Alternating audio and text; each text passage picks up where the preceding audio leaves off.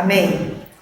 Irmãos, hoje, um dia de sábado, nós estamos reunidos aqui para aprender de Cristo e dessa forma a nossa fé ser alicerçada, para nós sabermos em quem nós temos crido. A nossa fé não é em vão e no momento da dificuldade nós podemos nos agarrar a essa fé.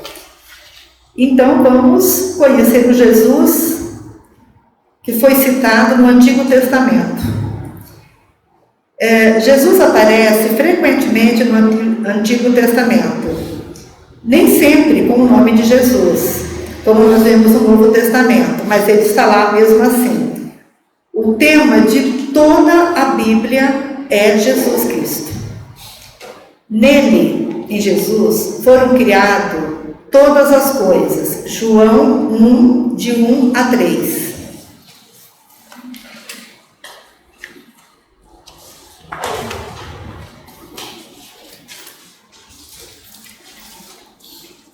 Aqui diz assim: todas as coisas foram feitas por intermédio dele, e sem ele, nada do que foi feito se fez. Também em Colossenses 1, 16 e 17, fala sobre a criação e fala sobre ele estar presente na criação. Pois nele foram criadas todas as coisas, nos céus e sobre a terra, as visíveis e as invisíveis, sejam trono, sejam soberanias, quer principados, quer potestades. Tudo foi criado por meio dele e para ele. Ele é antes de todas as coisas. Nele, tudo subsiste. O próprio Jesus confirmou estar no Antigo Testamento. Em João 5,46, ele explicou a alguns líderes religiosos que o haviam desafiado que o Antigo Testamento estava falando sobre ele. João 5,46. Porque se vocês, de fato, crescem em Moisés, também creriam em mim, pois ele escreveu a meu respeito. Segundo Jesus, o trabalho de Deus com o homem desde o início dos tempos apontava para ele. Isso é maravilhoso. Tudo na Bíblia, lá de Gênesis até o último livro, aponta para Jesus. Uma outra coisa que Jesus mostrou estar no Antigo Testamento foi no dia da sua ressurreição. Jesus estava andando com os dois de seus discípulos, os discípulos de Emaús, e eles estavam tristes, em Lucas 24, 27. E eles estavam tristes, porque eles esperavam que ia acontecer algo assim, muito grande com a morte de Jesus. Aliás, com a vinda de Jesus, eles esperavam um grande libertador político. Jesus morreu, foi enterrado, e agora? Eles estavam muito tristes. E Jesus foi acompanhando e falou com eles.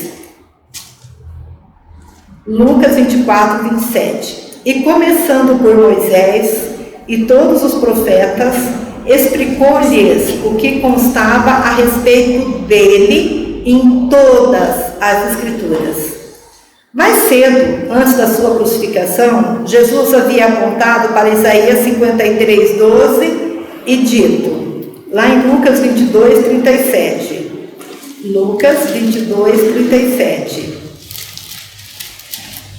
Quando ele fala sobre Isaías, que é o servo sofredor, ele diz: pois eu lhes digo que é preciso que se cumpra em mim o que está escrito.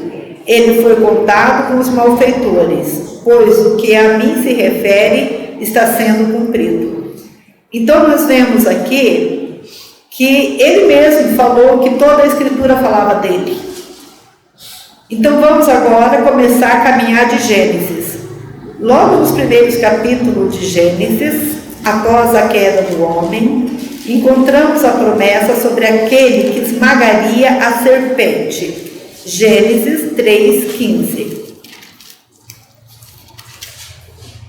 O homem e a mulher haviam comido do fruto e estavam naquela situação com Deus.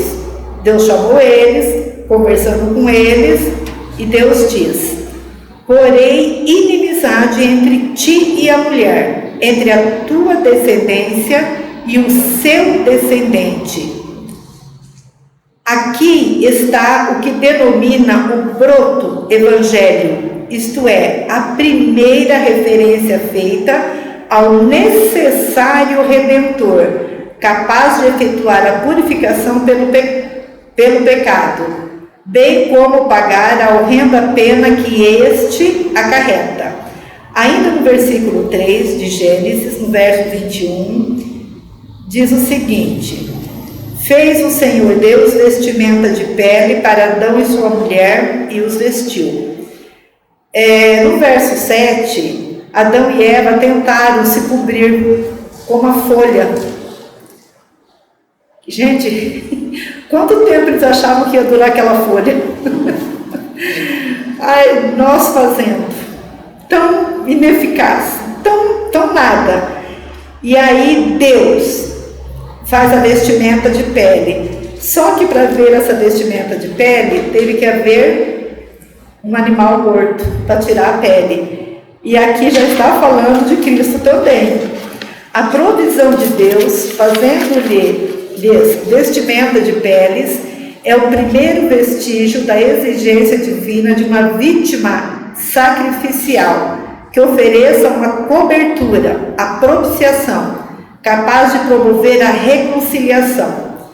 Nós já temos bastante conhecimento e sabemos que o pecado afasta o homem de Deus. E Jesus faz a reconciliação. Que delícia, né? Romanos 5:10. Enquanto o homem faz a separação, Jesus faz a reconciliação. Romanos 5:10.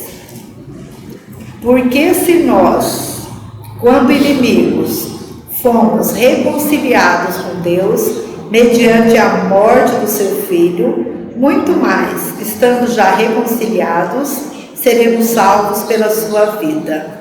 Nós fomos reconciliados pela morte do seu Filho Jesus. Onde? Na cruz. Depois, quando Deus fez um pacto com o patriarca Abraão, prometendo bênçãos sobre sua descendência, tal pacto e promessa estava diretamente ligados à vinda e à obra redentora do Messias. Ele é o grande descendente de Abraão, pelo qual todas as nações são abençoadas. Gênesis 12:3, parte B.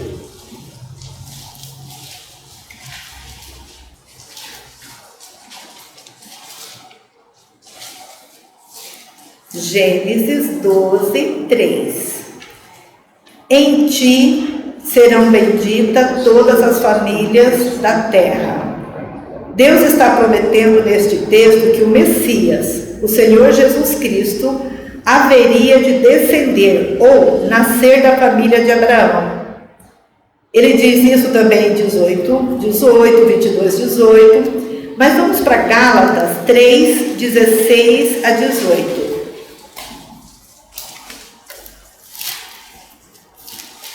Gálatas 3, 16 a 18. Lembrando que Deus já tinha falado que o descendente da mulher ia pisar a cabeça de Satanás. Gálatas 3, 16 e 18. Ora, as promessas foram feitas a Abraão e ao seu descendente. Não diz aos seus descendentes, como se falando de muitos, porém como de um só, e ao teu descendente, que é Cristo. Alguma dúvida? Até quando o mesmo Abraão recebeu a ordem para sacrificar seu filho Isaque no Monte Moriá, Deus proveu um cordeiro para substituir o menino. Gênesis 22, 13. Deus manda pegar o filho Isaque, o filho da promessa, o único filho que era da promessa, e Deus manda sacrificar. E Abraão vai. Tendo Abraão erguido os olhos, quer dizer, daí vamos contar, né? Que Abraão pegou o filho, fez o altar, colocou a lenha, ali tinha o fogo, mas e o sacrifício? Era o próprio filho dele. Mas ele cria que Deus, não sei o que ia fazer, mas que ia restituir o filho dele. E a hora que ele ergueu o cutelo para matar, Deus falou, não faça isso. Nesse momento, então vamos lá. Tendo Abraão erguido os olhos, viu atrás de si um carneiro preso pelos chifres entre os arbustos. Tomou Abraão o carneiro e o ofereceu em holocausto em lugar de seu filho. Em lugar. Olha aqui Jesus, que em nosso lugar foi oferecido. Aquele cordeiro era um símbolo de Cristo, que se ofereceu em substituição por todos nós que cremos. Mais tarde, quando Deus enviou as 10 pragas sobre o Egito, para que seu povo fosse libertado, Moisés recebeu instruções da parte de Deus para a celebração da Páscoa, em Êxodo 12. Nós não vamos ler, que ele é bem intenso, daí as pessoas, vocês conhecem toda como é que foi. E sob a luz do Novo Testamento, entendemos que a Páscoa apontava para o próprio Cristo, porque tinha que matar lá o cordeiro, colocar o sangue no umbral da porta. Quem tinha aquela marca, a hora que o anjo passava, o anjo da morte, naquela casa não houve morte do primogênito. Ali está o sangue. Ali você vê a cruz sendo toda trabalhada. A Páscoa apontava para o próprio Cristo, nosso Cordeiro Pascal, o Cordeiro que tira o pecado do mundo. João 1, 29.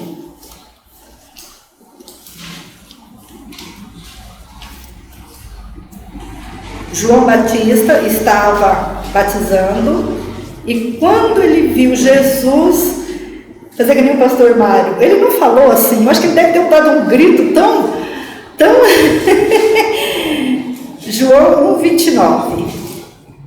No dia seguinte, viu João a Jesus que vinha para ele e disse: Eis o Cordeiro de Deus que tira o pecado do mundo. 1 Coríntios 5, 7 também fala sobre isto.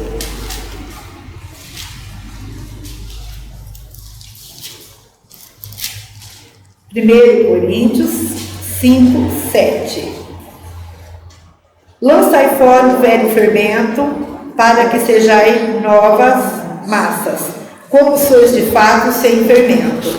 Pois também Cristo, nosso Cordeiro Pascal, foi imolado. Já aproveitando o assunto, o 1 Pedro 1, 18, 19.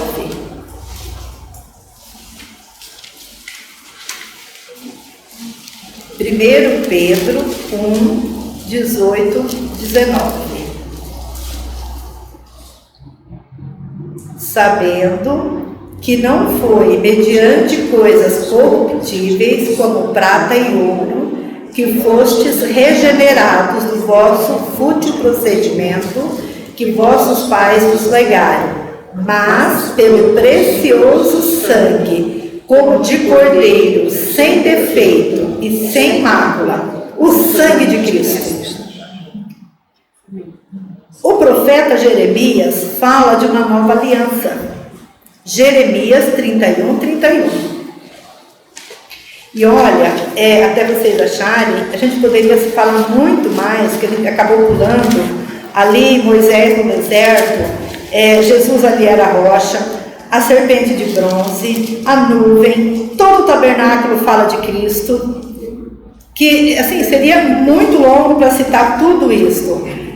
Poderíamos citar ainda lá em Gênesis, Melquisedeque, muito mais pessoas. Mas a gente está focando mais ali no sacrifício. Jeremias 31:31. Eis aí, vem dias, diz o Senhor, em que firmarei nova aliança com a casa de Israel e com a casa de Judá. Hebreus 8:6. O livro de Hebreus.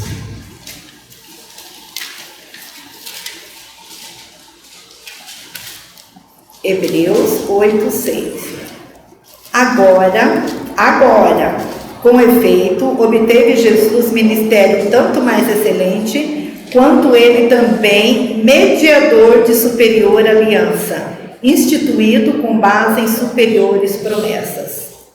E dessa aliança também Jesus fala no dia da ceia, né, o sangue da nova aliança. Olha a palavra sangue, cordeiro, aliança. Olha como que vem caminhando a história.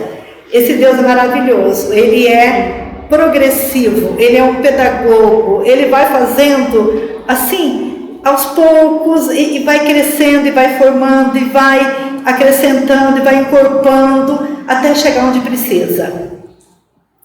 Até mesmo a expressão, eu serei seu Deus, que é muito comum do Antigo Testamento, sendo aplicada em diversos contextos, encontra seu cumprimento final na pessoa de Cristo.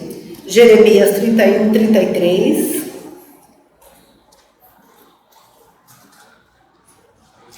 Porque esta é a aliança que firmarei com a casa de Israel depois daqueles dias, diz o Senhor. Na mente lhe imprimirei as minhas leis, também no coração lhe as inscreverei. Eu serei o seu Deus, e eles serão o meu povo. Amém. Já vamos procurar 1 Pedro 2:10. E isso foi dito, foi feita essa promessa, que em Cristo nós íamos chegar, mesmo antes de nós conhecermos a Cristo, antes de qualquer coisa, antes de nós sermos nada. Qual era a nossa condição? Qual é a nossa condição hoje, depois de Cristo? 1 Pedro 2:10. Vós, sim, que antes não erais povo, mas agora sois povo de Deus, que não tinhais alcançado misericórdia, mas que agora alcançaste misericórdia. O próprio Isaías também profetizou que o Messias, o Emanuel, nasceria de uma virgem. Ele ainda disse que seu nome seria Maravilhoso, Conselheiro, Deus Forte, Pai da Eternidade, Príncipe da Paz. O profeta Miqueias profetizou que o Messias nasceria em Belém, até o nome da cidade. Miqueias 5:2.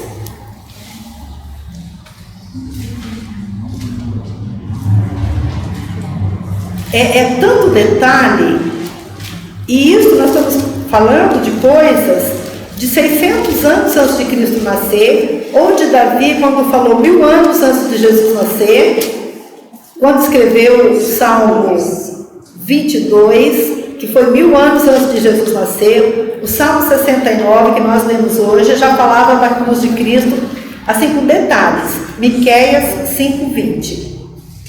E tu, Belém, Efrata, pequena demais para figurar como um grupo de milhares de Judá, a ti me sairá o que há de reinar em Israel, e cujas origens são desde os tempos antigos, desde os dias da eternidade.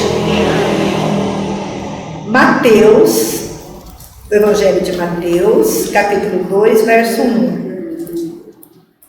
Só para confirmar onde que Jesus nasceu. Como diz o pastor Mário, eu vou dar uma bala para quem saber. Mateus 2:1.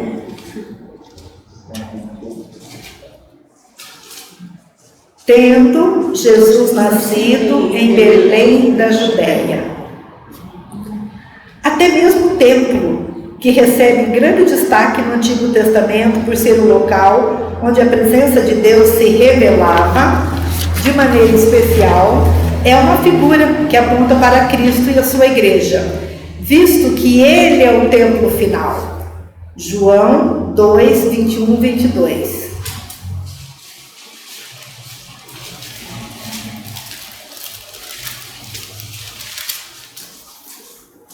Confere comigo ver se está certo este. João 2, 21. Eu, porém... É ele mesmo? Então, João 2, 21, 22. Ele, porém, referia ao santuário do seu corpo. Quando, pois, Jesus ressuscitou dentre os mortos, lembraram-se os seus discípulos do que ele dissera e creram na Escritura e na palavra de Deus. Na palavra de Jesus, desculpa.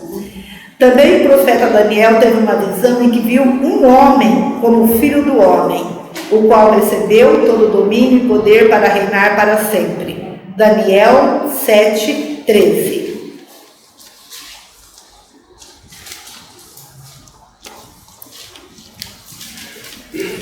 Daniel 7, 13.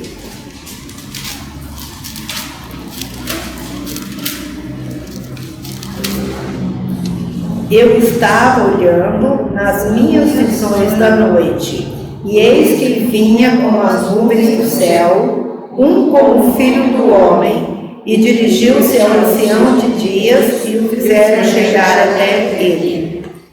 Aqui lembra essa palavra, filho do homem.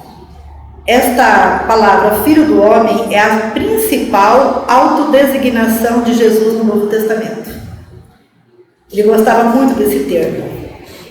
Certamente, a passagem do Antigo Testamento mais conhecida acerca de Jesus é Isaías 53, onde o profeta Isaías profetiza acerca do servo sofredor.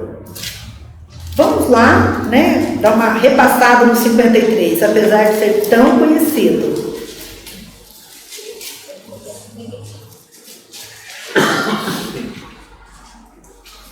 Isaías 53.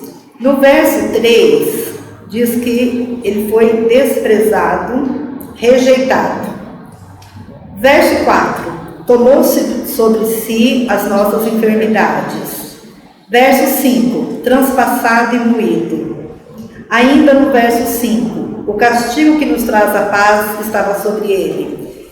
Verso 7, oprimido e humilhado, não abriu a sua boca. Como cordeiro foi levado ao matadouro. Mas tem uma coisa assim que é lindo.